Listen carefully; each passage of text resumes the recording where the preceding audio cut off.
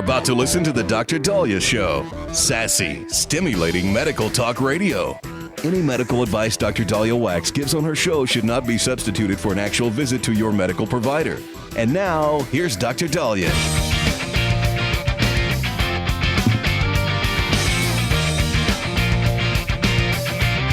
And we're back on the Dr. Dahlia Show, 1-877-DOC-DALI, 1-877-DOC-DALI. So are women worse drivers than men? Are women more likely to get into a car accident than men? What does the evidence show? The answer is yes and no. Now, as a woman, I can kind of attest to some of these numbers. So women are more likely to get into fender benders, minor accidents, than men. Men, however, all across the board, very robustly statistically, sadly, are more inclined to get into a fatal car accident. So when you hear women, more car accidents are done by women, that's not entirely correct, because if they're just talking about fender benders, well then yeah. But I mean, if they're talking about fatal car accidents, no, that's men. That's on men. Why? Well, let's look at some of the data, and then I could speak from experience as to what my problem is. But let's just look at some of the data. All right. Consumer Affairs reports that licensed females are outnumbering their male counterparts since 2005. In 2022, there were just under 119 million licensed female drivers and over 116 million licensed male drivers. So there are more female drivers, which also kind of then starts to question, how are women having trouble getting driver's licenses and getting IDs to vote? Because obviously more women drive. So some women, there's at least 119 million women out there able to get an ID. So we still have to figure out what's going on there and why women allegedly can't get IDs to vote. We'll figure that out. On average, they say men, though, drive more. They drive 16,550 miles more than women. Or overall, women drive about 10,142 miles per year, which is about 39% fewer miles than men. And, you know, when we do a road trip, my husband's like, I'll drive. You know, I like to drive. I prefer the driving. But so this is what my husband does. Okay. Okay. So whenever you drive to, I live in Las Vegas. When you drive to California, there's the boring part of the drive, the fun part. The boring part of the drive is going from Las Vegas to Barstow, Victorville. The fun part of the drive is Victorville into the city, you know, where you're going into, you know, taking, you know, either the 210 or you're taking the 10, or then you're taking the 710 or you're taking the, you know, whatever. And so I mean, I like that part. But my husband doesn't let me drive that. He's like, well, if you want to drive, go ahead and drive, and then I'll switch places with you in Barstow or Victorville. And I'm like, well, that's the fun part. I want to drive the fun part. So, you know, so at that point, I'm like, you know what? You drive the boring part. Forget it. You just drive. And then I hope he gets tired, so I get to drive the fun part. So that's one issue. They say, sadly, male drivers account for 72% of fatal car crashes in the U.S. They are also more likely to use alcohol or drugs or speed.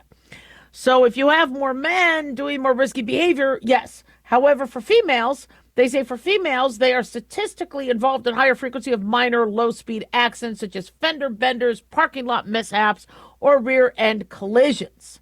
All right, so why? Why is that happening? So very interestingly, you know, my son is going to school and lives with us to save money, which I'm fine with. And as I was pulling out my car today, I saw all the scrapes along his vehicle. And the scrapes coincide with my, not review mirror, my, what are those mirrors called? Case in point. What are those mirrors, those reflecting mirrors on the side of your cars? Those things. Apparently, I keep scraping his car because it's really narrow, the driveway. There's not a lot. The homes in Vegas don't have big backyards, and they don't have big front yards. So you're kind of, yeah. And so for me, I have spatial issues. I don't think it's a female thing. It's just, you know, and I also have a son that doesn't park a little bit, park on the lawn, park away so I get more room. So I think part of that is just I got to be more of a mom and say, get the car out or go move out or something like that. I need to do something, you know, so that's why there's that fender bender. I also think it's because, you know, when I would drive and I'd have the kids in the car and the groceries and all that, and there was a lot on my mind. You know, Mom, put the song on, put this on, you know, and so whereas dads know how to tune the family out. My husband is brilliant at being able to just go about, I don't know what's in his head. And he doesn't hear half the stuff that's going on. Yet me, because the mommy hearing and all that, you pick up on all that. So it's a lot easier for you in a parking lot to not pay attention. Whereas when my husband gets into the car, it's about the car. Although he does sometimes forget to wait until everybody jumps into the cars. He has that problem. It's funny. My dad had that problem too. So my mom would interestingly, I didn't realize my dad had this problem until my husband did. But my mom would get into the car and leave her door open. I'm like, come on, Mom. Let's go. Close the door. But she did that because she wanted to wait till we were all inside the car. So my dad wouldn't start driving while we're halfway out of the car trying to jump in. And so now I'm starting to do that because my husband's done that where he just starts driving and people aren't in the car and they're halfway about to get run over. So, but for the most part, the men are in a zone. Although if you are, though, driving on the road and you're, it's interesting. Women are more likely to buy used vehicles than men. That's interesting. And I get it because I really like stick. I like the older school type things. And I get Teslas are nice or whatever. But, my husband's really, really excited about that sort of tech where you could drive and fall asleep in the car. Oh, no. Because I like to drive. So I want to be a part of it. So, maybe it's because, we have the different, stereotypical sort of right brain, left brain sort of things. But I just think it's there's environmental factors that involve with that too. I don't really want my car driving me. I don't want automatic. I don't want tech. I want to feel like I'm making that car and I'm using the clutch and that's just how I do. So I am very in tune to the car, and I'll still look. I won't use cameras to see if somebody's in my way. I'll still move my neck, which is kind of hard now that my neck's getting more stiff. And when I back out, my kids are like, Mom, just use the camera. And I'm like, well, that's what weenies do. I'm not a weenie. I know how to drive old school. And they're like, but you could see better that way.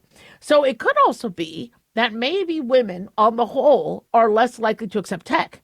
And now that tech is helping protect and show that, there is a car behind you when you back out. Or another thing that I do is in a parking lot, you have that big cement thing. I don't know what it's called in the parking places.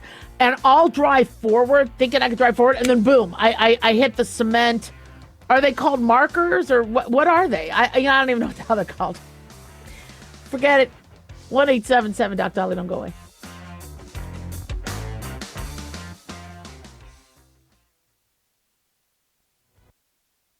Have you ever thought you'd like to buy and sell houses but didn't know how or where to get the money? My name is Ron LeGrand, and over the past 40 years, I've bought over 3,000 houses without using my money or credit and taught thousands to do the same. Today, even in a virtual environment, we buy nice houses in nice neighborhoods using no banks, realtors, contractors, or other costly entanglements, and build huge cash flow and wealth without the hassle of tenants, all without credit and little or no money. You don't need a license or experience, and I'll show you exactly how it's done. Text FREE to 99799, and I'll send you my free training. I promise you I'll change the way you think about real estate and open the door to a new lifestyle that doesn't involve risk or rehabs and can quickly replace your current income. Text FREE to 99799 and let me show you how to take your life back and build cash flow and wealth from your home. That's FREE to 99799. Again, FREE to 99799.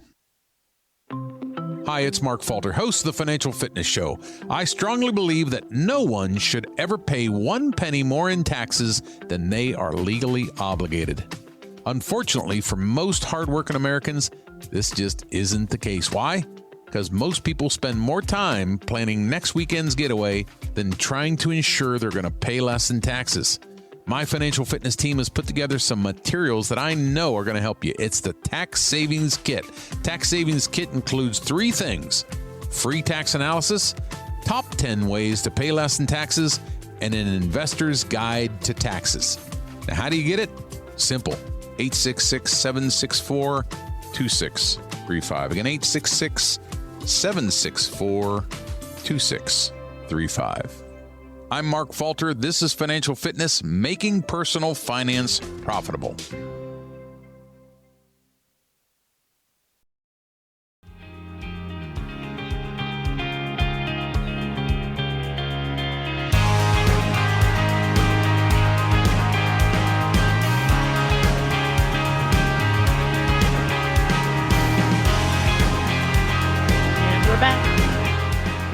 1-877 Doc Dolly, 1-877-DOCDALI. Big thanks to Talk Media Network for making the show happen. Big thanks to Daniel, our producer, and big thanks to y'all for tuning in. We really do appreciate it. Don't forget to follow us on Twitter or X at Dr. Dahlia, Facebook, The Dr. Dahlia Show, and on YouTube, click like and subscribe.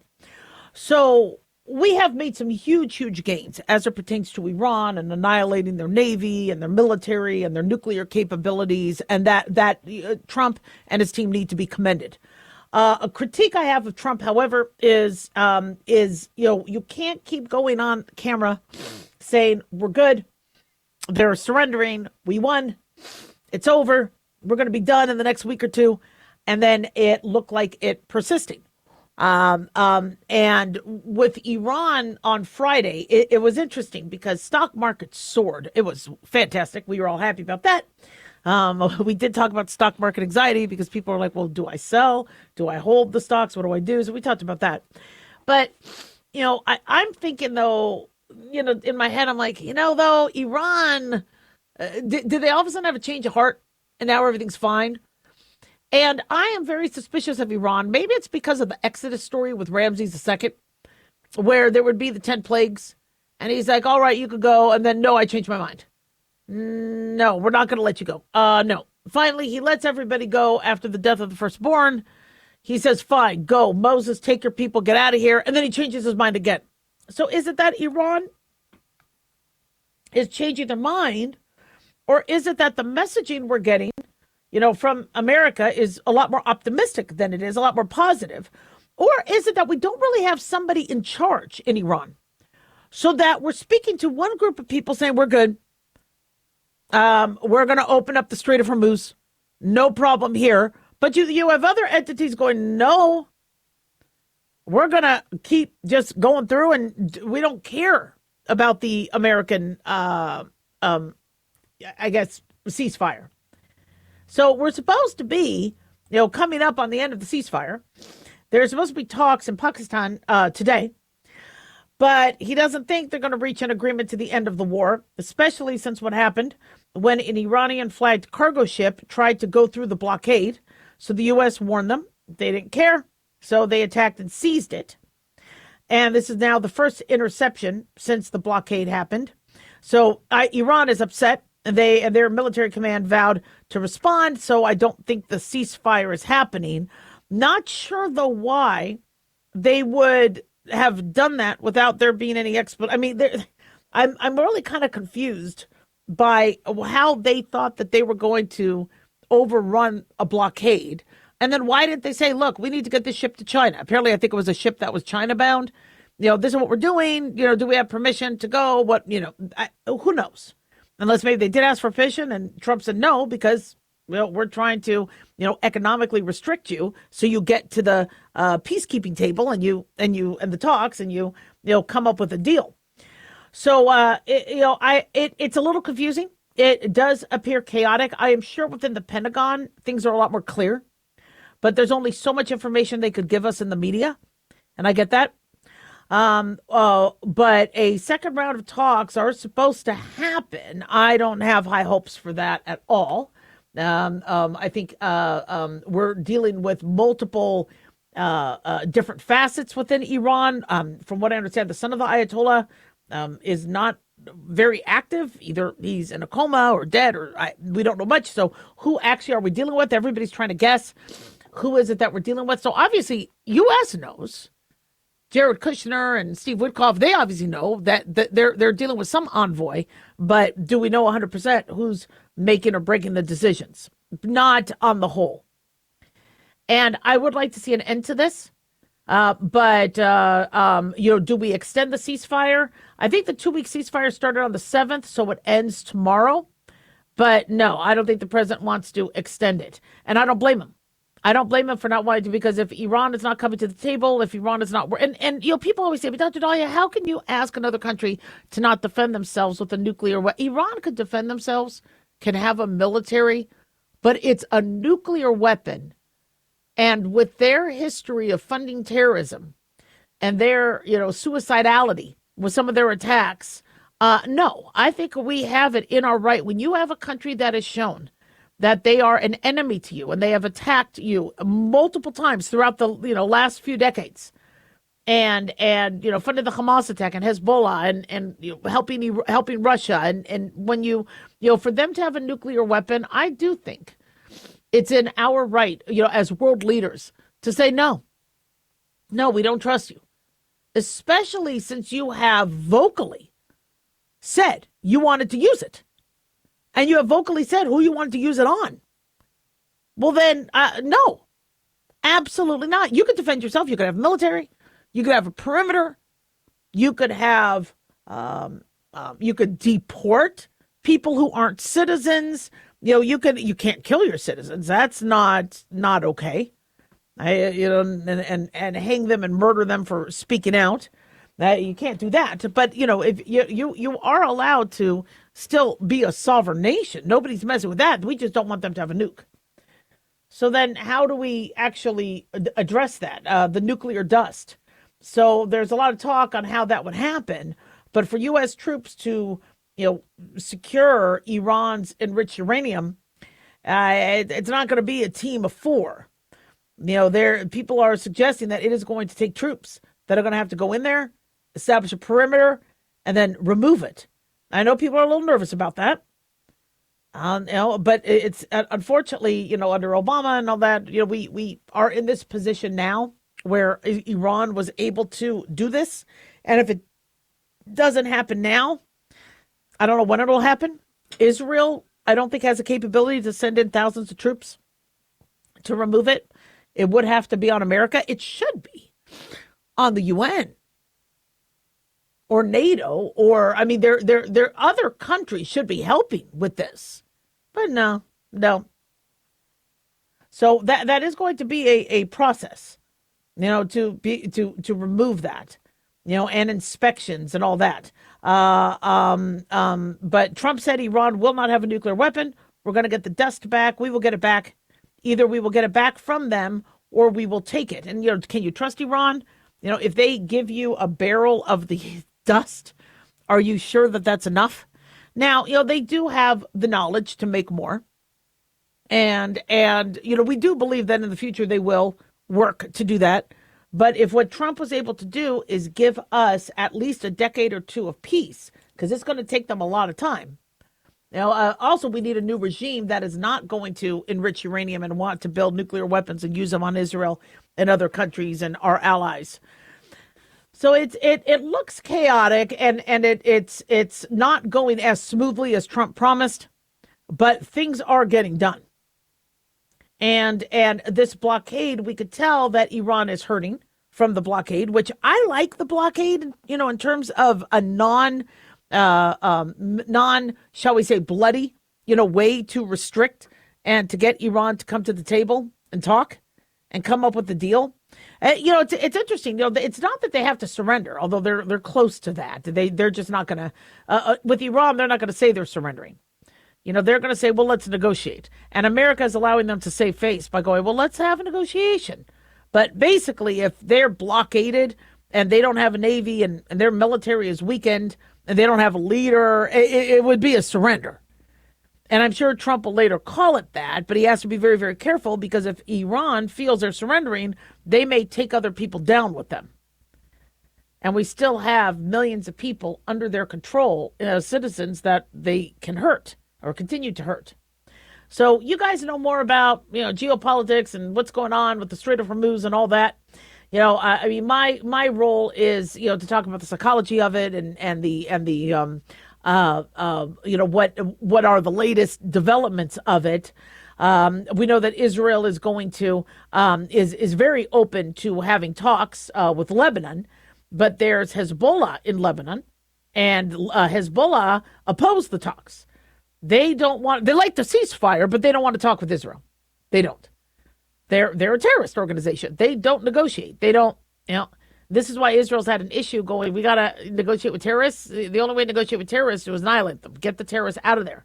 And I don't think Lebanon wants Hezbollah there. That's why I think Lebanon is willing to kind of work with the U.S. and Israel, because they don't want a terrorist group there. They want to have a thriving economy, and they don't want to see what happened with Gaza and Hamas. where Hamas took over and the Palestinians are in squalor because of Hamas. They don't want Hezbollah to get stronger there. And Hezbollah needs Iran. So with Iran, struggling, Hezbollah is going to struggle. So there's a potential for us to have some huge, huge gains and really have peace in the Middle East. But it's going to take some time. 1-877-Doc Dolly. Don't go away.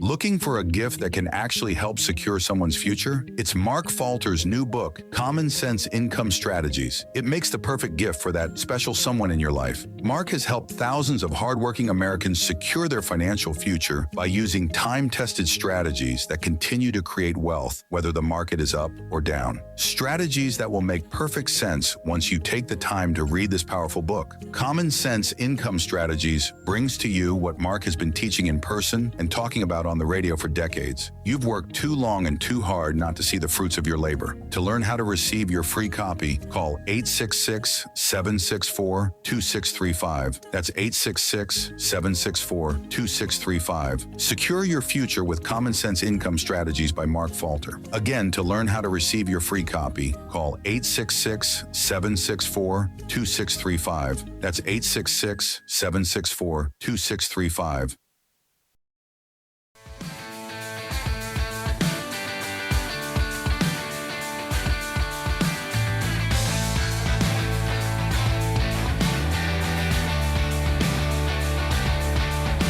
Welcome back to the Dr. Dahlia Show. 1-877-Doc Dolly, 1-877-DOCDALI.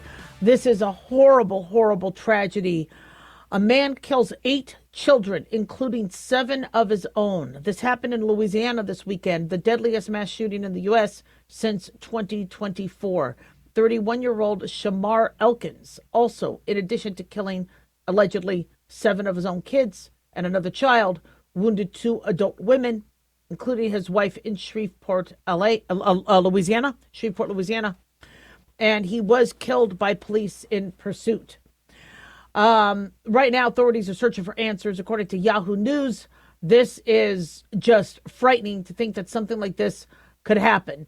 Gunman is identified as a 31-year-old Shamar Elkins, and he was killed during police after hijacking a car. The children who were murdered range in ages from 3 to 11, identified by the coroner's office as Jayla Elkins, Shayla Elkins, Kayla Pugh, Layla Pugh, Marcaden Pugh, Soraya Snow, Kadarian Snow, and Braylon Snow. So Shreveport Mayor Tom Arsenault said in a statement, today our community is grieving the unimaginable loss of innocent children. There are no words that can make sense of it and no distance that shields us from it. We don't have a motive. We don't know. But police are saying it was a domestic incident. Crystal Brown is a cousin of one of the women wounded in the shooting, and she told the Associated Press that Shamar Elkins and his wife were in the middle of separating and were due in court Monday. Family members told the New York Times that he was struggling with mental health problems and had recently expressed suicidal thoughts. Officers responded to reports of shots fired just after 6 a.m. This was in the Cedar Grove neighborhood south of downtown Shreveport. He first shot an adult female at one home and then drove to another home where the heinous act was then carried out. 7 children were killed inside the home. 1 was found dead on the roof. This is just so shocking. Shaniqua Pugh was seriously wounded. That's his wife, is expected to survive. A 13-year-old boy jumped off the roof to try to save himself, had been hospitalized, but thank God has non-life-threatening injuries. Elkins then hijacked a car at gunpoint, fled the scene, and then police were able to locate the stolen vehicle and get him. So apparently, Shamar Elkins served in the Louisiana Army National Guard as a signal system specialist and fire support specialist from 2013 to 2020, but he was never deployed. He had at least 2 prior criminal convictions, according to court records. According to Yahoo News, he was arrested on charges of illegal use of weapons and carrying a firearm on school property back in 2019. He pulled a 9mm handgun from his pants and shot at a vehicle 5 times. after the driver of the car pulled a gun on him and took off. Apparently, the incident occurred near a schoolyard where children were playing. Elkins pleaded guilty and served probation. So, as we get more information, we will update you. But just, how a man could kill his children, any children, and it is frightening. We have this story coming out of California. A former California fire captain is now going to spend the rest of his life in prison because he killed his fiancée and her 7-year-old son and almost the daughter. The daughter was able to get away following an argument over a movie. This is reported by Fox 5 News. Darren McFarland, 47 years old, murdered 29-year-old Marissa devotee Lessa Herzog and her son on August 21 last year. Apparently, the two children, his fiancée and the children were watching a movie centered around a firefighter when McFarland reportedly became angry at the portrayal. Now, what movie were they watching? I think they were watching the 2008 film Fireproof with Kirk Cameron. It is, I guess, a firefighter struggling with his marriage and personal life. Well, somehow this set him off. He stormed off to the room. The fiancée followed him. They had an argument, and then he starts to strangle her. She was able to free herself and fled. And then she said she was going to file a domestic violence report. According to the DA's office, knowing his career would be over if the incident was reported, he then went to get a loaded firearm, followed her into the dining area, found her on the phone with a family member, then hits her in the head with the gun, checks her phone, and then decides to shoot her in the head. A 7-year-old son and 9-year-old daughter were in the room. So he ends up then shooting the son. The girl runs, begs for mercy, escapes around a kitchen wall. He can't get a clear shot of her. So then he just tells her to leave through a doggy door, puts his phone in airplane mode, flees the scene, according to police. Thank God he was caught a few hours later and she was located safe. So he was sentenced last week, is going to be serving 2 consecutive terms of life without the possibility of parole, as well as an additional life term. How are these individuals killing kids? What is going through their minds? It's like we have people going into complete psychotic states, and they don't care, and they're taken over by the devil or whatever you believe. And these kids are around. I mean, they're just watching a movie moments from being murdered or attempted murdered. And then what happened at Shreveport? I don't know. And this is what's frightening people, because you could be married to somebody, you could be dating somebody, you could be living with somebody, and that person ends up being your murderer. It makes you kind of paranoid who you're living with. And, many individuals, this was a former fire captain. Maybe he had PTSD, maybe he had TBI, who knows? But something triggered him with that movie. Then a fight ensues. One thing that I've taught patients, and one thing I've done with my marriage, is whenever I did see a fight start to escalate, and people fight, and it's kind of healthy in a marriage to have a fight, and to argue nothing physical, but you can't just say, oh, we never fight. If you never fight, there's something wrong. There's, you have to be able to air grievances and get mad, etc. But one thing that I've learned is how to de-escalate. It's just something either I've always known how to do because of the way my parents were, to us kids, and the way they fought, or maybe as a physician, but you always learn how to de-escalate. You may want to tell the person off. You may want to say you're acting crazy, or you're, a loon, or you need to go to jail, or you might want to say those things. But unfortunately, you could be in a position where you're in danger. If you do feel like you are with somebody who can later hurt you, you got to get out of that. And you got to get authorities involved, because you need to protect yourself and you need to protect your kids. I mean, look at that Cruz murder, where a stepbrother allegedly murdered a stepsister. She was forced to stay in the same room as him on the cruise ship, and it was a blended family. And apparently this guy had a history of mental illness and tried to, jump her when she was sleeping once and all that, and he ends up murdering her, allegedly. And we don't realize that we're putting our kids at risk when we and how do you tell if somebody is just angry and well, you could tell if they start to threaten things, if they become violent. There's a lot of red flags, and you have to have the guts to call it, not maybe to them, but to authorities. You have to say, look, they brought up something that was that scared me, and I'm worried about future behavior. And so, anytime I have an argument, in fact, now my husband and I barely have arguments, barely. And I think it's because we if he gets mad about something, I let him be grumpy, and I give him a space, and I don't, but I'm not going to egg him on. I know how to egg him on. I would feel better if I could get my jabs in, but I don't want to escalate it. I don't. Now, I don't think it'd hurt a flea, and I've been with them for years.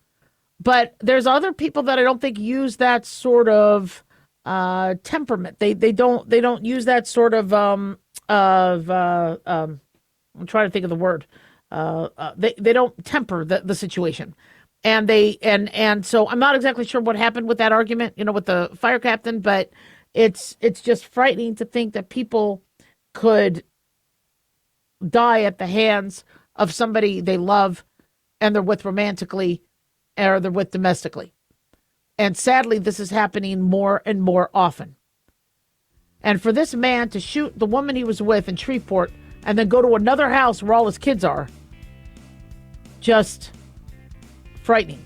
But this is the type of mental illness we're dealing with this day and age. 1-877-DOC-DOLLY.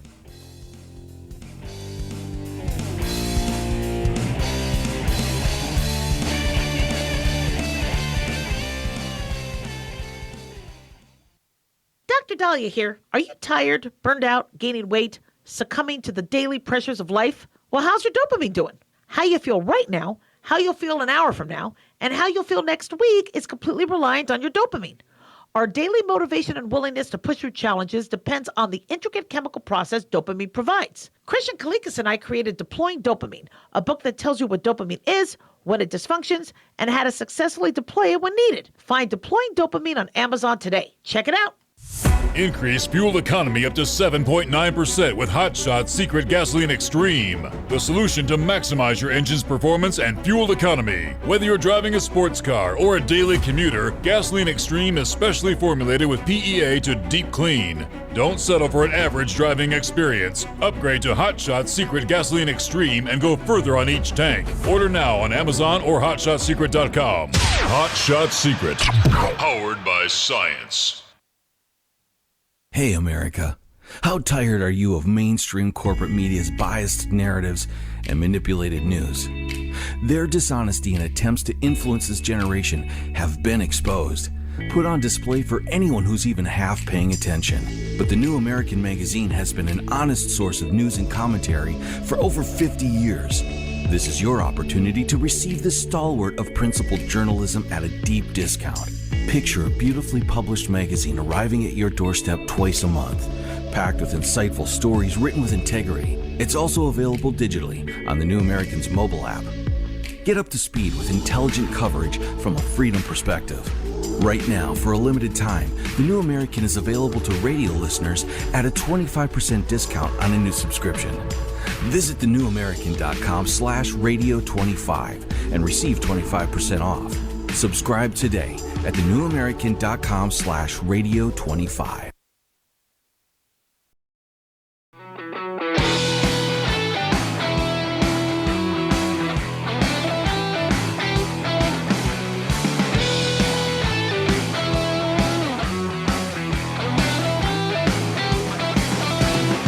And we are back on the Dr. Dolly Show. Thank you all for tuning in. 1-877-DOC-DOLLY, 1-877-DOC-DALI. Well, in other news, we are seeing Tyler Robinson, the alleged killer of Charlie Kirk, in the courtroom.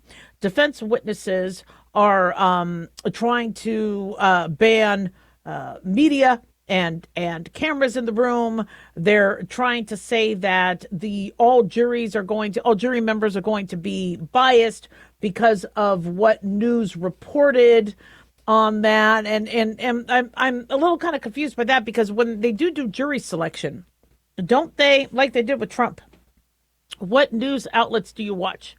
Do you watch Fox News or CNN? or MSNBC or CNBC or Newsmax. And they had to say whether they watch one or the other. Do you read the New York Post or the New York Times? So already in jury selection, they do that. And so I've been watching some of the court proceedings for Tyler Robinson, where the defense says, well, look at how the media, tried to bias. They said that there were text messages that you can report in the news if the accused has, what evidence caused that person to be arrested. So, like, let's say the news said that the, Shreveport father who murdered kids fled the scene and then, acquired a vehicle at gunpoint, carjacked a car. I mean, those are the facts that happened. And if Tyler Robinson had text messages and those text messages were made public, those are facts. That's not conjecture. That's not. Now, they say, well, that could bias people. And it can, and how do you have a jury free of bias? We saw that as it pertained to Trump. And they said, well, you overvalued his buildings so he could get a bigger loan or whatever the hell it was about. And you're like, do they really people want to be on these juries? And they're going to say whatever. They're going to say, oh, I'm good. I'm not biased. I mean, there's a way that your prosecuting and defense teams can, what's the word for it, to vet them. But it looks like in Tyler Robinson's case, the defense's plan is to stall, delay. And Erica Kirk wants cameras in there. And, she had said, look, she wants to guard against misinformation, guard against conspiracy theories. She said her husband's murder was blasted all over the place. Everybody saw it, and saw him die. Why can't, people watch the proceedings? Apparently his parents are there. His father was the one that turned him in, and I'm glad he did. That's got to be very difficult when you have a child that is being accused and tried for such a heinous crime and horrible crime. And, you look at this young kid and you're like, how did he get away with it? How did he evade security? How did he, what made him want to kill a father of two? And it's this, whether it's Trump derangement syndrome or whether it's hatred for the other side, we are brewing a new generation of murderers. When you hear these politicians say, fight, you need to go after him, you need to kill, you need to this. Yeah, I mean, when you, like that nurse saying, find an ICE agent and poison him. Put something in his drink. She's a nurse. She's been fired from the company the hospital she worked for. But, I mean, we have this newer generation. I'm not saying Gen Z, but just this generation of Americans that have no problem committing crimes or advocating crimes for politics, where it's okay, where they could say you could kill or murder somebody because they are MAGA. That's disgusting. What's happening to people? And I don't know how this guy got radicalized or if he did it on his own. I don't know how he got the training, how he knew to evade security, not only campus security, but Charlie Kirk security, and how he was able to get a shot like he did. This is frightening. Not to mention, look at the jerk in Butler, Pennsylvania, that was able to shoot at Trump. Thank God he only nicked the ear. But how did this guy know how to bear crawl, evade Secret Service, evade local authorities? I think he was only 20 years old? Frightening. But this is who we're brewing. This is who we're growing. This is who we're cultivating. And I really want politicians and I want media stars and people to lay the hell off. See, they want a war. They want a fight. And I could be naive, but I remember going to medical school and Bill Clinton was, I think, running against Robert Dole, maybe. And I was like, who cares?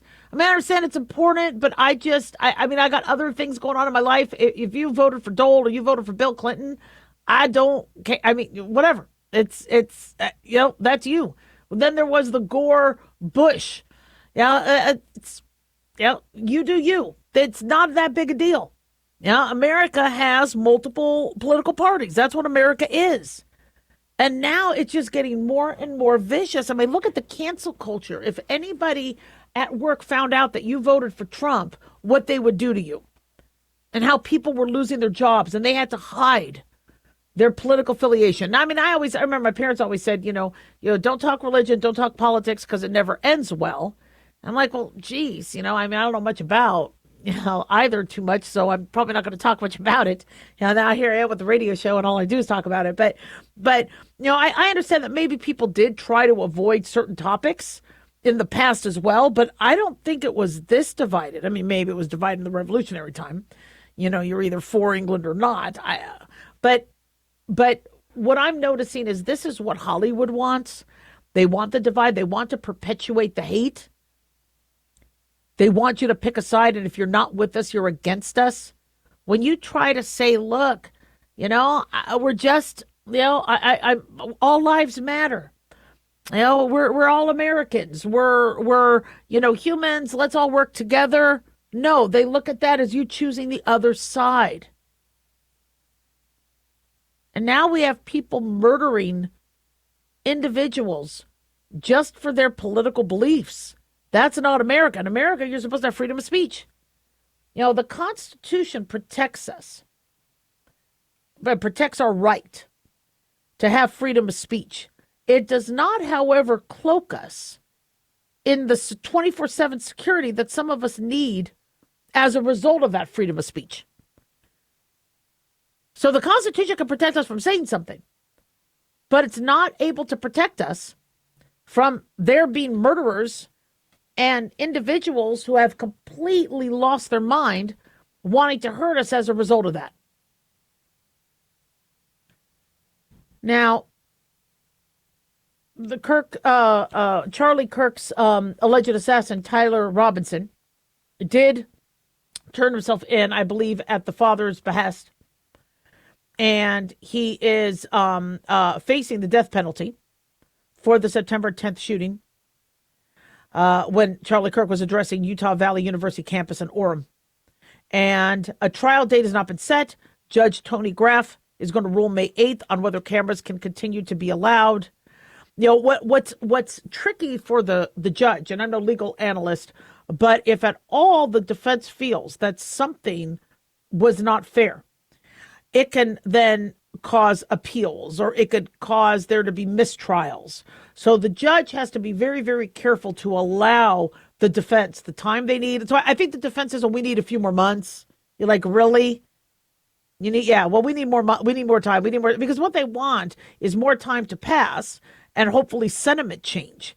And I don't think the average juror is going to look kindly on somebody murdering a father of two. So I'm sorry, but the judge has to be very careful to make sure the defense gets what they ask for to a degree, so that they can't say that they were, biased or discriminated against. 1-877 Doc Dolly. Don't go away.